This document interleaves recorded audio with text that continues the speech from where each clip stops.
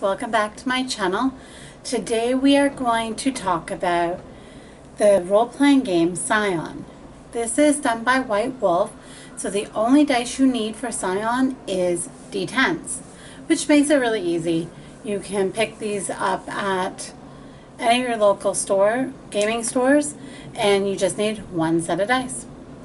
Alright, so we're going to do Scion. What we're going to do with Scion is, because you're playing Children of Gods, the main book has a bunch of different pantheons that you can choose from. So what my plan is here is we're going to start at the top front of the book and work our way to the back of the book as far as the pantheons go. So we're going to start with the Egyptians. I have already started filling in the character sheet just a little bit to make it a little less convoluted. We will talk about each step as we go. And then in the next video, we'll do, I believe it's the Greeks. So the dodecathon. And then that one will go a little bit faster because we won't have to talk about every little thing as much in detail. So hopefully you enjoy this series and you learn something new, and you will maybe decide that you want to try out a different game. Alright, stay tuned and we will get it going. Alright, so this is the book we have for Scion. There are at least minimum of 3 books in the series. So you got Scion, Demigod, and then you have God. So all your levels are in there. So I'm using a digital character sheet here from Mr. Gong's website. You will be able to find all the links for this in our description bar. So we are going to start with, we need to pick out your god. Okay, the book will tell you to do your calling and your nature first, these two, but I think it's important to figure out who your god is going to be so that you know where to go. So we're going to choose Isis for the first one here, and the character's name is going to be Rachel. Her calling is, she's a teacher. She works with underprivileged kids in, really down communities. So her nature is a caregiver. Okay, so I've already gone ahead and done the attribute stats. In this one, you always start with 1 to begin with, and then you split up your stats for your top stat to your bottom. So in your top stat, we're doing mental, and we have 7 dots in there. Sorry, 8 dots plus your 1 freebie. And then we're doing social is my next one, and we got 6 dots there. And then physical is going to be her last, and she's got 4 dots to place in there.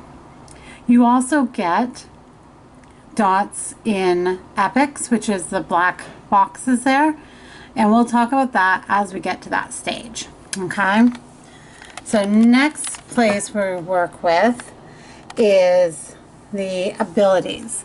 So the black squares that you see clicked in already are the abilities that she is gifted with being better at because of her parentage.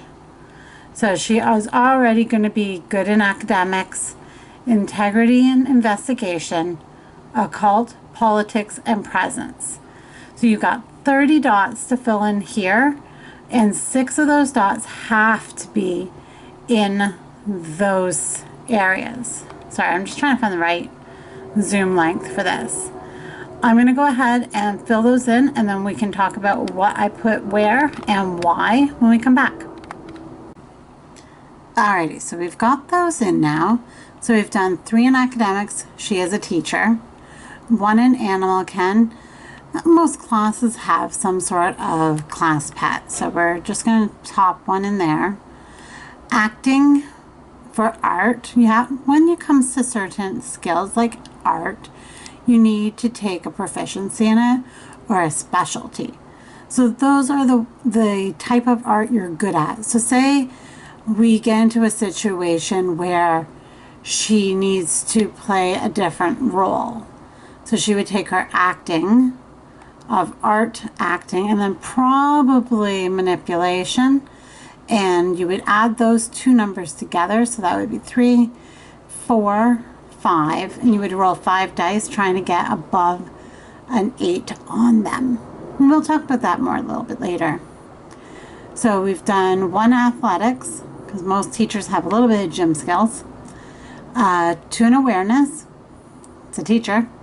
Command 1, so that's, you know, telling your kids and making them listen, telling them what to do and having them actually do it.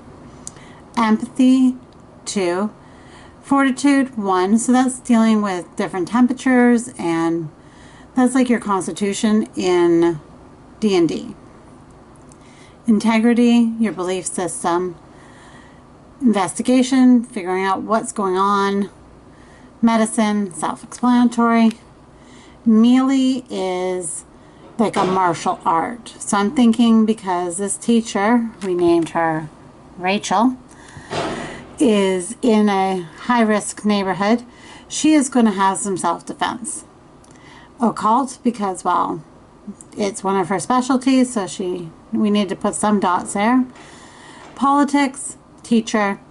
Presence, in front of a classroom. Stealth 1. Teachers always seem to have a way of sneaking up on you.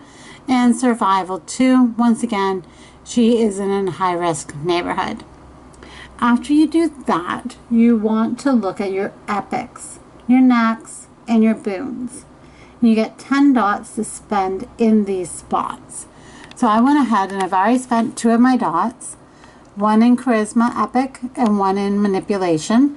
And those are Isis's, I guess that's how you would say it, main abilities. So we've already done those 2. And when you pick your epic knack, you also get, when you pick your epic abilities, you also get 1 knack to go with each of them. And so I've already done those, and I chose to go with Charmer and God's Honest. So Charmer is exactly what it sounds like. You can charm the pants off whoever you need to. And God's Honest is they believe you. They think you're telling the truth because you just seem like that honest kind of good person.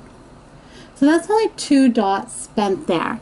The rest of it is in boons, which are your special abilities, which are these guys here. So we've spent 2, so 3, 4, 5, 6, 7. So we actually have 3 more to spend.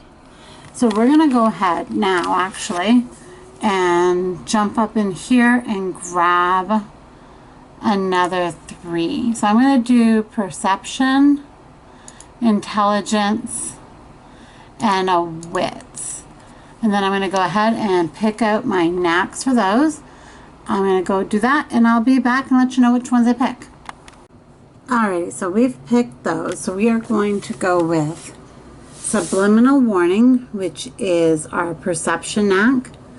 So that's your danger sense. So something's about to be thrown at your head by a kid, you're going to notice it. Perfect memory, that's pretty self-explanatory, and that is our intelligence. And then rabbit reflexes, which is supposed to be wits, but now I'm thinking that might be dex. I may have to recheck that. But as I check that, let's talk about what these are. So your knacks are your innate abilities. So you automatically have these. They cannot be taken away from you. So even if you lose favor with your parent, they are part of who you are and what makes you you. They are because of your parentage and being a scion, but they're not something that can be taken away. And rabbit reflexes is a wit skill. I'm going to read you what it says here. When an unexpected attack targets the character with this knack, but the character's player fails to get enough successes on a wits awareness roll to notice the attack coming, the scion instinctively defends herself with double her highest applicable dodge value, which is, where's my dodge value? right here on the sheet, and we can talk about that as we go here. All right, so that's where that is. Like I said, these are abilities that cannot be taken away from you. Now in this, we also had to choose our boons. And these are items that can be taken away. So to activate your boons, which are your God, what they've given you, they've gone, you know what, I like this child of mine, I'm going to allow them to be able to use special God-given abilities. With these, you need to have birthrights to be able to use them. So these are like, think of them like the flying shoes from, I can't remember which Greek god gives those. I think it's not Hephaestus, Hermes. He has those flying shoes. So think of them like that. So for this character, we're going to do a red cross pin, and I've got 2 dots there because it gives us access to 2 of our purviews or our boons. She's going to have a ring which has 1 dot, so 1 purview, and a necklace with an eye pendant, which will give her access to 2 of them. So the cross pin, red cross pin, is going to give her access to guardian and health. Magic and mystery are coming from the pendant, and Hakum, I think is how you pronounce it, is coming from the ring. Alrighty, so for Isis, we are starting with the purview for Guardian. I'm going to read you what it says here, just so you also know what I'm thinking for this character. So for Guardian 1, because she only has a legend of 2 to start with, you have to pick your boons or your purviews to be 1 lower than what you have access to. Okay? So she has Guardian 1. When the Scion touches a person or an object or the entrance to a location, she lays a magical band there that marks that subject as being under her protection. Therefore, whenever the subject is in physical danger, the Scion receives a reflective intuition to that effect. So you would know that that person, place, or item is in danger and is about to be harmed. Okay? Then we did health. For health 1, it's assess health. That's pretty standard and self-explanatory. We also have Haku, which is the specific one for the Egyptian Pantheon. And it will, so whenever someone's, okay, so this is if you hear about your deed being on the news or in the paper or on the internet, you regain legend points because of it. So then the other 2 we have is magic and mystery. So magic gives you access to spells. So we went ahead and we chose the unlidded eye. And this is basically like your character has eyes in the back of their head. They know what's coming when. And then mystery is what we used to call the clue phone. So you roll your mystery dice, and then the GM gives you answers to specific questions. And you can only ask the amount of questions that you got successes for. So say you only got 1 success and you guys are trying to figure out where to go next. You have to ask a very specific question about that, what you're looking for. Okay? So it's pretty self-explanatory. So those are your boons and your purviews. So let's move on. The next spot we have is our virtues. So for this Pantheon, they are very specific to each Pantheon. We've got conviction, harmony, order, and piety. And you get a total of 5 additional dots to the 4 you get automatically. So I'm going to say she's got a pretty good conviction.